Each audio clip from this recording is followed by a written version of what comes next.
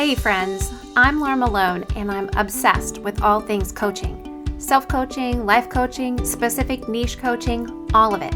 For 20 years, I've been a traveling, homeschooling, full-time ministering, multi-passionate mom who finally decided to take the dream of starting my own business off of that top shelf.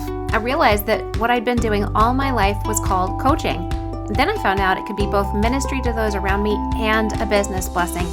Now I'm sharing everything I've learned over the years as coach, entrepreneur, and imperfect human who's still in process. I'm inviting you to my table laid out with a feast of spirit-led strategies, tangible tools, growth God's way, and clarity about your callings in life. So get ready to become the hero in your own story and an amazing guide to others. And now, enjoy the show. Hey friends, I'm glad to have you back with me at the Christian Life Coach Collective. I'm Laura Malone. Today we're going to talk about pricing and offering for the beginning of your coaching practice. Some will tell you to evaluate how much money you need to make in order to price your services. Down the road, there is room for that. But in the beginning, you need to just start out doing the experimenting and development of your coaching and your marketing. You have to start somewhere on the lower end as a new coach without experience or with little experience, and then you expect to end up further down the road with higher prices. But as you pursue more business and marketing training, you're going to learn a lot. However, in this episode, I just want to give you an overview of pricing and offer development. The two overarching factors to be considered are who the coach is, that's you, and who the client is. So first you have to know who you are, what you want to build, and what you have to offer. And then you develop alongside that the ideal client information, and you build something as an offer around that. Who the coach is determined by personality, comfort level, experience, things like that. And, some people are just really confident with more go after it personalities and want to start off with a higher number because they have a lot of experience in, working with people already or in the area of coaching that they're interested in. And then other people are more timid about the situation and maybe they're going to feel more confident with a lower price starting out. It's important to start where you feel confident and comfortable and stretch yourself later, even if it's only 2 clients later, or if it takes you 2 years later. It's the important part about being confident and comfortable is that's going to come through as you market yourself, as you tell people who you are and what you do. If you come up with a pricing schedule that is out of your comfort level and you keep trying to tell people, hey, I'm $197 an hour, but you know that you don't actually have enough experience or confidence to charge somebody that, it will come across and you will not get clients at that price point. You've got to do what you believe in yourself about. You have to do what you're confident in and meet yourself at the comfort level that you're in. That does not mean you don't stretch yourself and you don't challenge yourself, but you do have to pay attention to both. Because if you do one and you try to stretch yourself and it's too far out of your comfort level, it's going to come across in how you make your offer and how you're marketing to people. So for a coach just starting out, I would say the lowest number that you charge should not be below $60 an hour, $1 a minute. I'm talking if you are a brand new coach, let's say you go through the Greenhouse life coaching training and certification program, okay? You go through that. You get a good solid foundation. You've done peer coaching hours. You've practiced with clients and you're ready to begin. And you start putting out there that you're a life coach and you charge $60 an hour. And let's say you're going to start doing that and you're going to do it for the first 10 clients, okay? After that, you're going to set up a scale. You're going to slide up to $80 an hour. And then you're going to just keep adding and building up to the place where You feel that your experience and what you offer and what God has led you to charge and what your client can afford and will choose, that is where you're going to go. But it's not always where you start out, okay? That's not a comfort level for a lot of people, is to start out really high when they're just beginning. And that's okay. Let that be okay for you. Now, another person is going to say, I want to start out, I've been in ministry for a long time, or I've been in the corporate world. I have a lot of experience doing these kinds of things. And now that I've taken the greenhouse or any other kind of coach training, remember, not everybody's right for the greenhouse. That's okay. But I always say, go get trained somewhere. No matter what kind of experience you have, if you have not had training and experience as a coach, you're lacking that foundation. So no matter what else you have experience in, get trained somewhere. And someone who feels really confident about their skill and experience on top of a coaching foundation might say, I'm ready to start out at a higher number and charging $120 or $125 an hour. So if you have the confidence and the comfort level, as well as the training and foundation for this higher price, even though you haven't had a lot of coaching experience yet, I say go for it. You can always adjust it. If people are not accepting the offer that you put out there, if people aren't going with it and saying, yes, sign me up, you can always back that down a little bit. Don't be afraid of making changes. You're in the foundational stages. And just so you know, there's an absolute storm outside. So there's a waterfall outside my window. And if you can hear that in the background, I apologize. But I'm going to keep going because I want to get this out to you today. So here's what's going to happen. When you start coaching, you have to find people. You don't just get to coach. You have to go find them. You have to let them know how to find you. And not just any people, but the ones that you'll attract based on what you offer, who you are, and how you communicate both of those things. God has prepared the hearts of the right people to work with you. They're out there waiting. You just don't know who they are yet. It's like me talking to nobody in the room while I do this podcast episode. I have to trust and believe that there are listeners out there. I know that you're there now because there's reviews and ratings and feedback and people traffic to my website and people signing up for the greenhouse course. That proves to me that somebody is listening. But when you first start out as a coach, you don't know if anybody wants what you have. You don't know if anybody's listening when you put things out there on social media and you get crickets. You just have to keep operating as though those people that God has set aside for you, they're out there. You just haven't found them yet, and they haven't found you. So you have to keep going. In the same way that I started a podcast not knowing who would listen or if anybody would listen, and I had to operate in faith that God had the right people to hear what I had to give, and the hearts of those people are being prepared. And some of them aren't even there yet. Some of them won't find me for years, and by then there'll be hundreds of episodes. So it's the faithfulness to what God has called you to, and what is faith? But doing something, believing in it, even though you cannot see it. So keep doing the things to become a great coach, even though you don't see the clients yet. It's really important. It's a great mindset practice that you need to start now because it's going to affect your entire coaching practice and business. But one of the greatest misconceptions is that you'll become a coach and you'll only be coaching, which you probably already think or know that you'll be good at, but you miss the part about needing to build a business.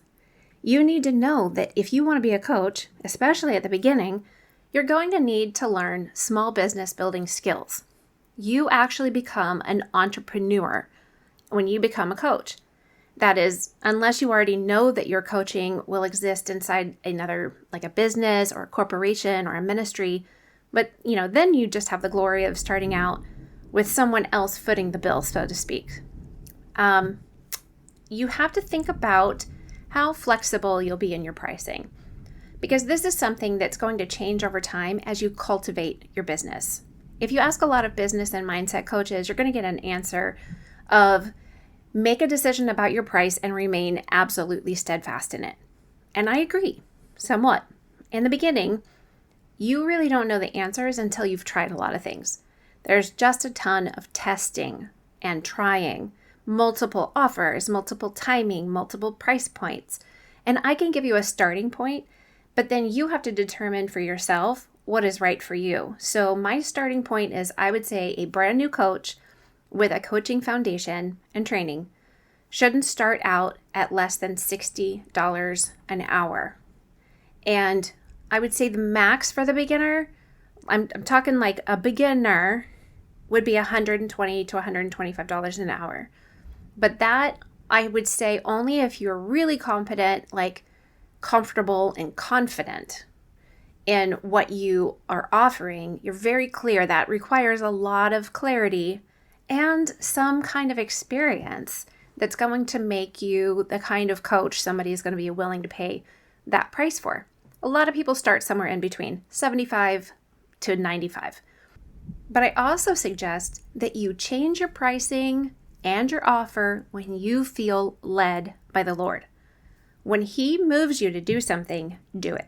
If you say that you want a God-led business, that's what it looks like. It means submitting everything back to Him and all of the information that you have from your researching, calculating business costs, what you want to make, what you envisioned for your life, but you submit it all back to Him in prayer. And when He responds, that is your answer.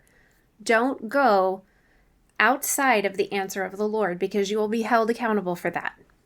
So make sure you follow Him. If He says there is a price point or an offer that is right for you and it doesn't make sense to you yet, have faith, stay steadfast in what the Lord has called you to do. I've also seen some coaches do, not for one-on-one sessions, but for certain courses and resources, what's called a PWYW, pay what you want scale.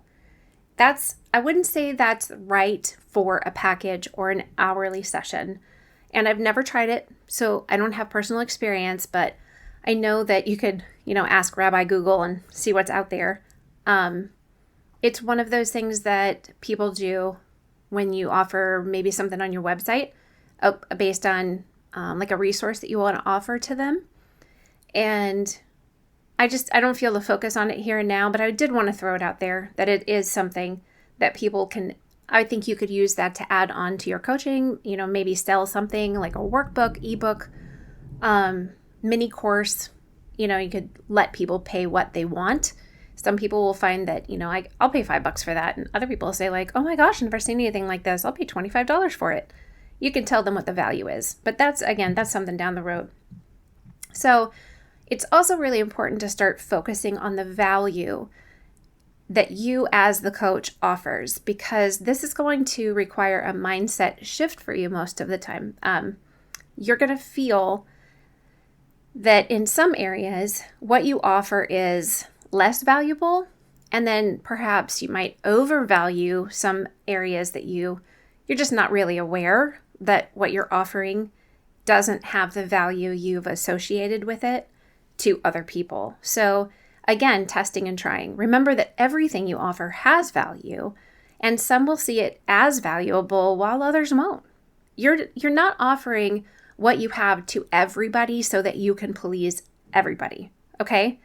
Now is a good time to get over that. That is not the world. You should know that by now, and in every job and at home and everywhere you go. You're not going to please everybody. So please don't think that your coaching, your pricing, your offer, your timing, your personality is going to please all of the people. You're going to have naysayers, expect resistance, and move forward. Also, the price isn't the main thing for everybody, even if it is for you. And you can just realize that you're ahead of some people and you're behind others. You're offering what you carry to those who want it. All other people that are outside of that bucket, they're not in your ideal client bucket. The ones who want what you have to give, those are your ideal clients. The other people, they need someone or something else. which makes them a less than ideal client for you, or even just an absolutely wrong client.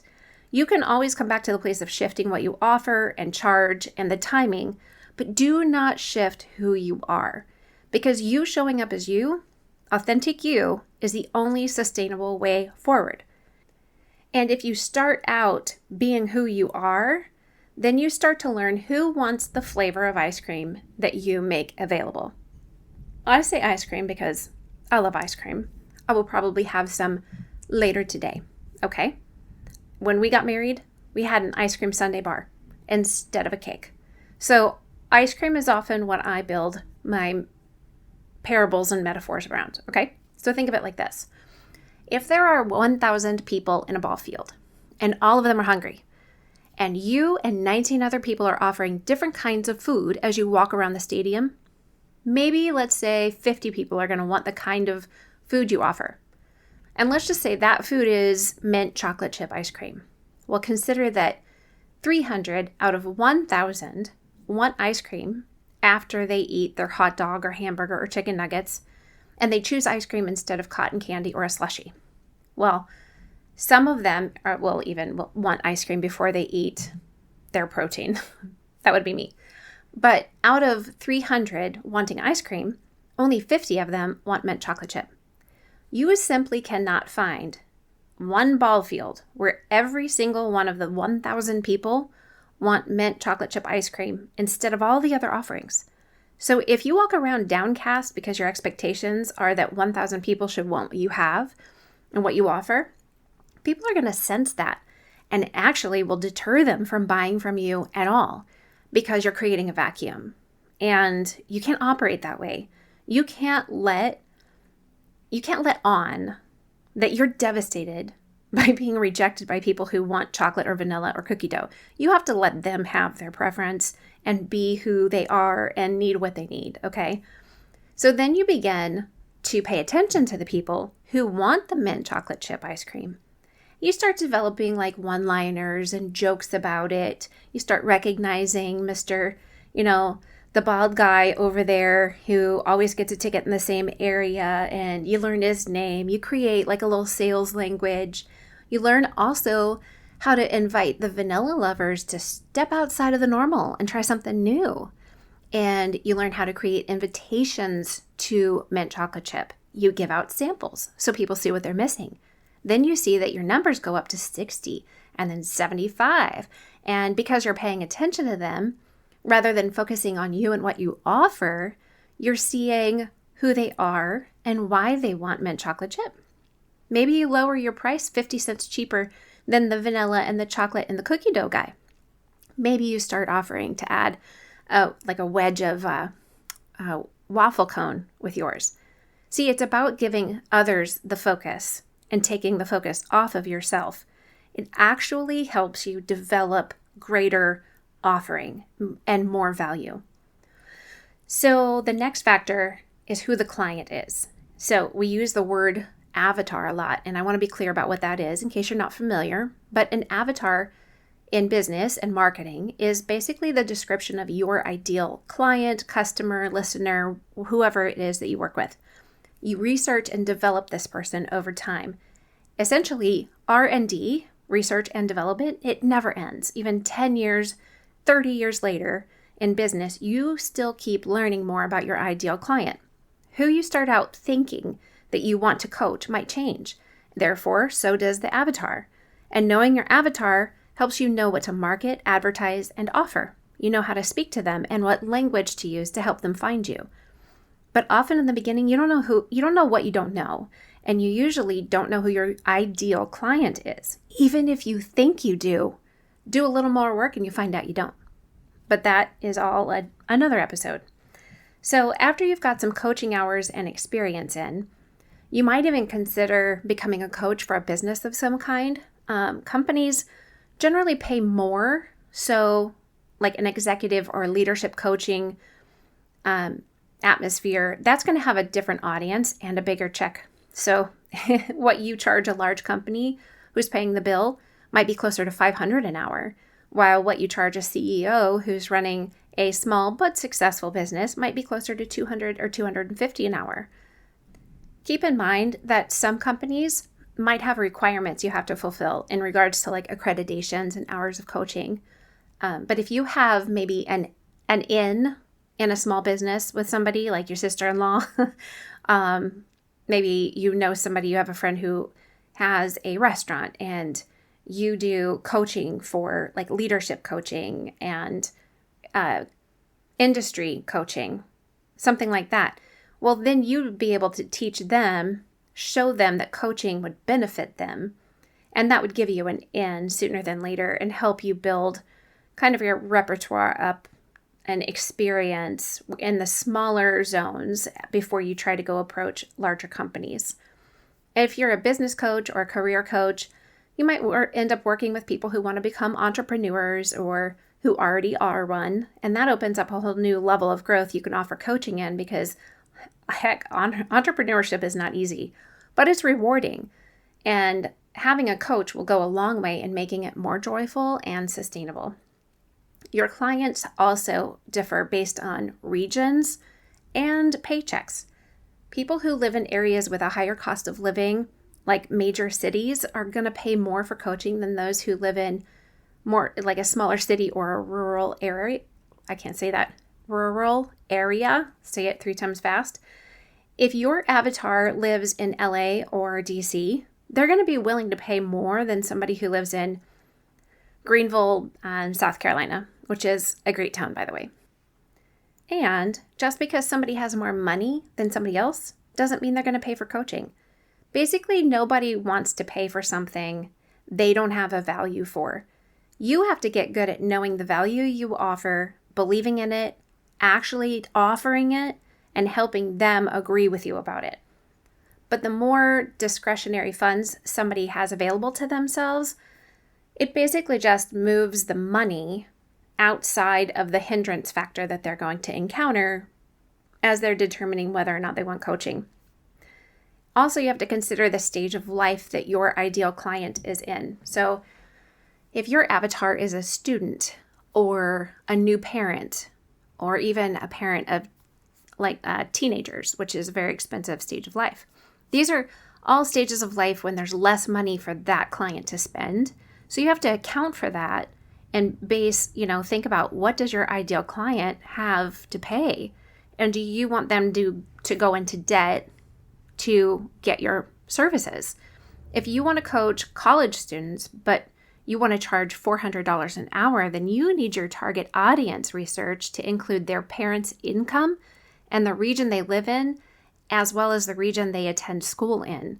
Because an average college student doesn't have the money to pay $400 an hour. Now think of retirees in that stage of life. Their retirees are split between those who had money set aside and had more money before retirement and those who live on Social Security, which barely pays the bills these days. So if you want to help them, say, live their best lives in the second half of life, okay, or start something new, you have to know what they're doing with their money right now before they find you. Are they saving and scrimping, or are they playing golf and buying their dream car? If they can't pay for food and meds to keep them healthy, then they can't afford you if you're trying to stock up your own bank account and you offer, like a course that's more than $47. That might be their budget, and that is probably going to be a stretch for them. So your target audience and your client also might be different people, meaning that if your target audience is an entrepreneur, one client might be a stay-at-home mom wanting to start a business, and another might be somebody who has the funding and time to start up a small tech biz. So you need to niche down before you can scale up and get really clear about your ideal client. And maybe that target audience of entrepreneur is really not niche enough, and you need to decide, how old is this entrepreneur, and have they ever started something before? What's their personality like? How much money do they make? What else are they doing with their time? What kind of things do they like?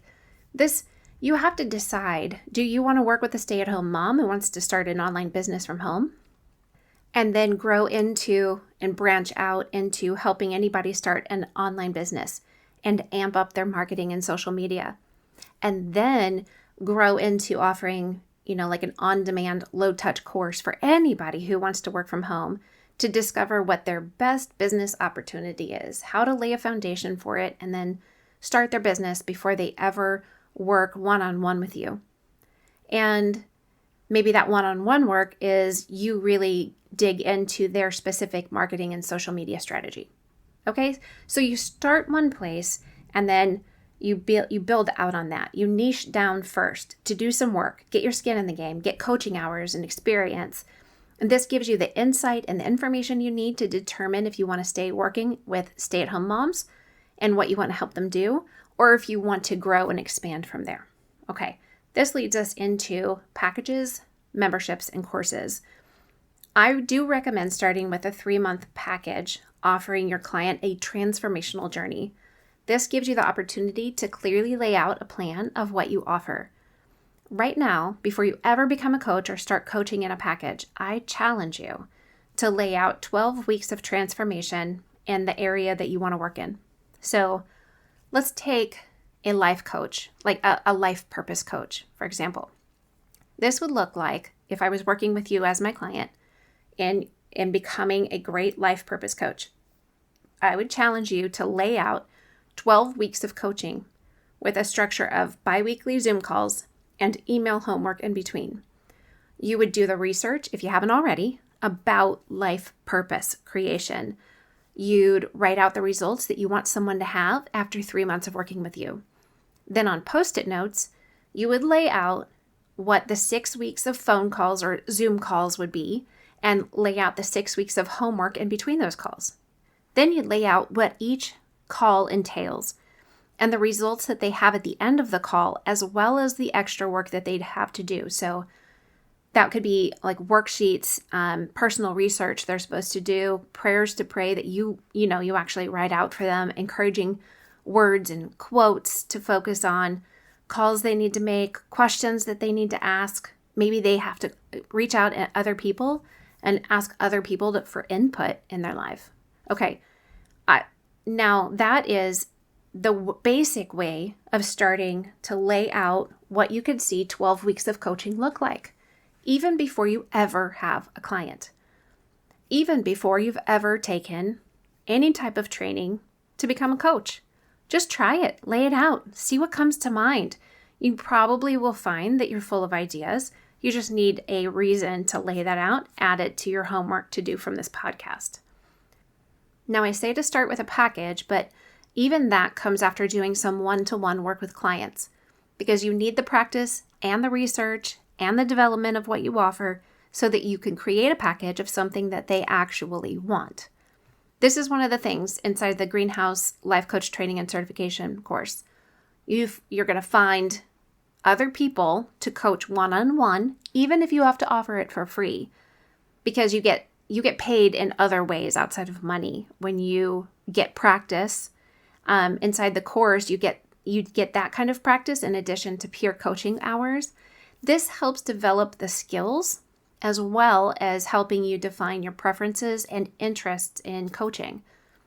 Now, if you're interested in that, make sure you check out The Greenhouse at sterlingandstonementoring.com/The Greenhouse and sign up for the 10-week course starting in July 2022. And if you missed the last episode, you're going to want to know that the price for the course is only $497 now, which is mind-blowing and probably not what my business coach would agree to. But my primary life and business coach is Jesus, and that's the number he said to charge. So I know it's the right price for you and the right price for me. And you're the one that matters in this. The coaching is about you and your future as a coach. So, Jesus. Back to what we were talking about. One-to-one coaching is necessary and beneficial, but you don't want to stay there long-term, most likely. Some people stay there, but when you want to see your clients get great results, it means that you offer them the ability to make a commitment to themselves, and their transformation has to become of utmost importance. You setting the guidelines for that happening over a course of time inside of a package will be part of keeping them accountable to do the work and creating a roadmap for them. Because if they are left to themselves, many clients will start and stop, or start and never come back. When you give them the opportunity to make the commitment only one time, it reduces their decision fatigue and it actually creates more fruitful opportunities for their growth. So you need to see offering them a package as a service to them. In addition to the package, you can always add one-to-one sessions to your current clients so they can add to the journey on like an as-needed basis. 3-month and 6-month packages are pretty common. This leads us to memberships in which you can offer your clients monthly access to you in one form or another. This is not the way you'd want to start out or develop your coaching practice and foundation, but it is something you could do down the road once you're confident and very familiar with your client and your offer. In the beginning, memberships are often priced between $50 and $200 a month, depending on how much is being offered and what kind of results you want to get them, and the numbers that you've calculated business-wise. So often the higher priced memberships need a lot more high-touch access. The difference between low touch and high touch: low touch is when there's training, coaching, courses, memberships, mastermind, anything that is more email or video driven. High touch is when you as the coach are actually talking to the client or the group one-on-one and live. So that's more high touch, where they are able to ask you questions and you're giving them very specific feedback. Now, in addition to the packages and memberships, a lot of coaches do courses, which could be online and on demand to one person, or a group coaching program like the Greenhouse course is a cohort. So that means it's a group coaching course that people are working together and in the training together, but it's a live training. Or it could be a combination of an online course and live coaching. Courses can be sold and run anywhere for like a short low touch course could be $37, $47, all the way to $500 or $1,000, and then way up into the thousands of dollars for a course, depending on high touch access and length of time, etc., and all of the value you're given. And of course, there's an ideal client out there for high ticket offers that is different than the ideal client for a low ticket offer. So all of that is down the road after you've laid your foundation and then you start building the first floor. So these higher numbers are meant for offers on the second floor of your business building. Okay, think of it that way. Consider that the foundation is where you make all the decisions and get the training and do the research.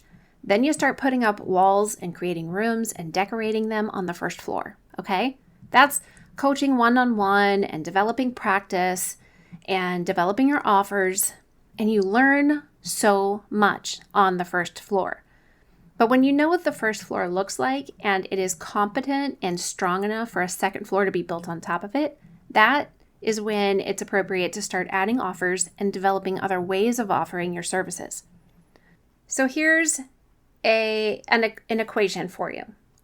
Ultimately, the coaching, the value and the offer, okay, plus the client, plus the coach equals the ideal result.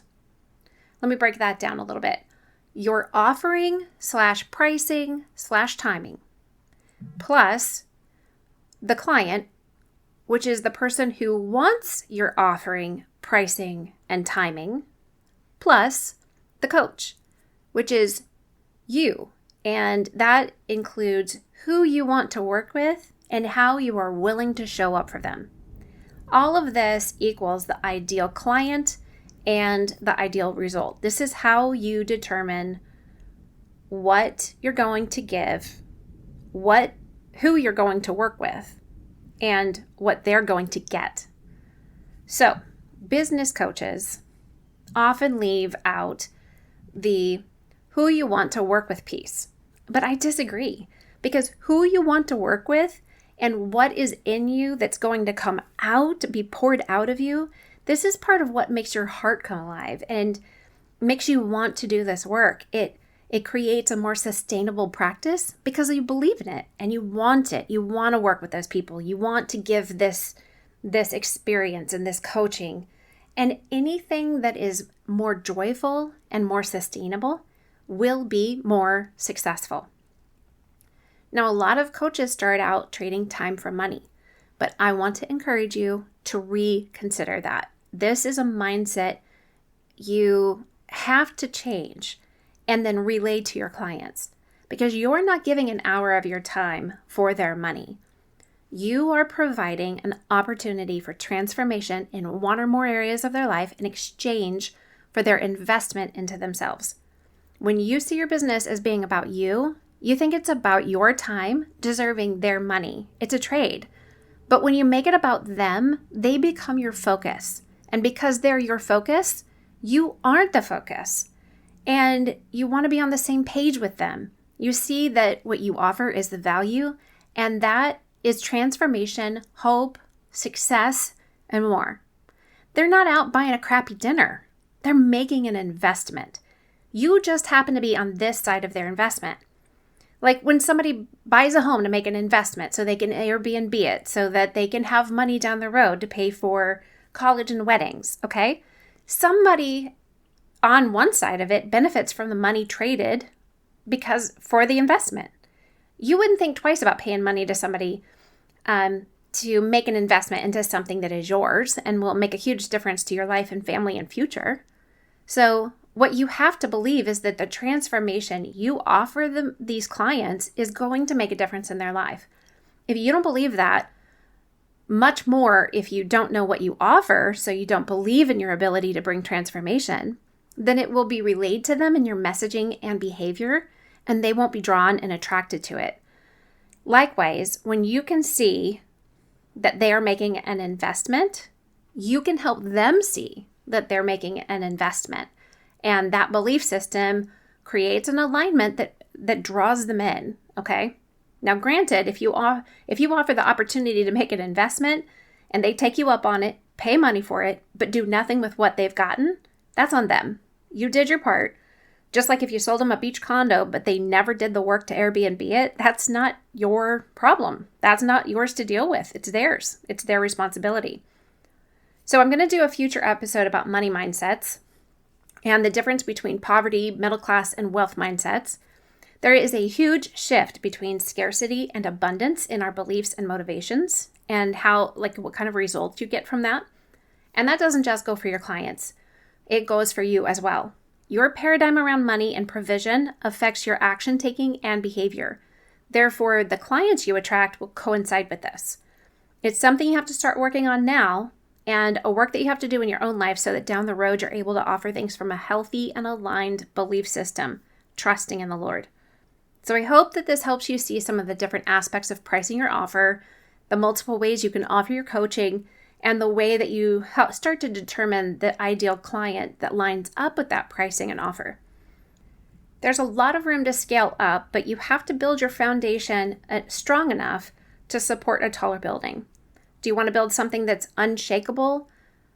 Then you don't want to use straw or hay.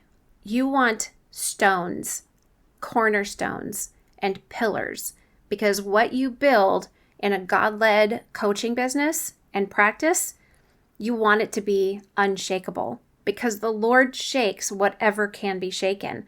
But He is with you and wants to give you the equipping, the training, the wisdom, and the provision that you need to build an unshakable coaching foundation.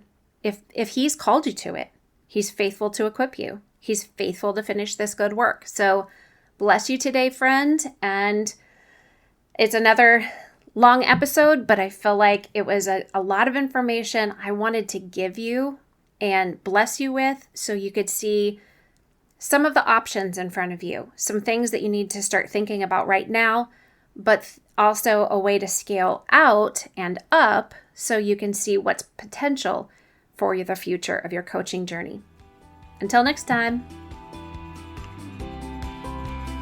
Are you ready to become a hero in your own story by investing in yourself through life coaching? Are you looking to become an amazing guide to others by becoming a coach or up-leveling your current practice, then check out sterlingandstonementoring.com to see how we can work together. And don't forget, it's really easy to say thanks if any of this free content has been a blessing to you just by leaving a quick written review over on Apple Podcasts. And thank you in advance.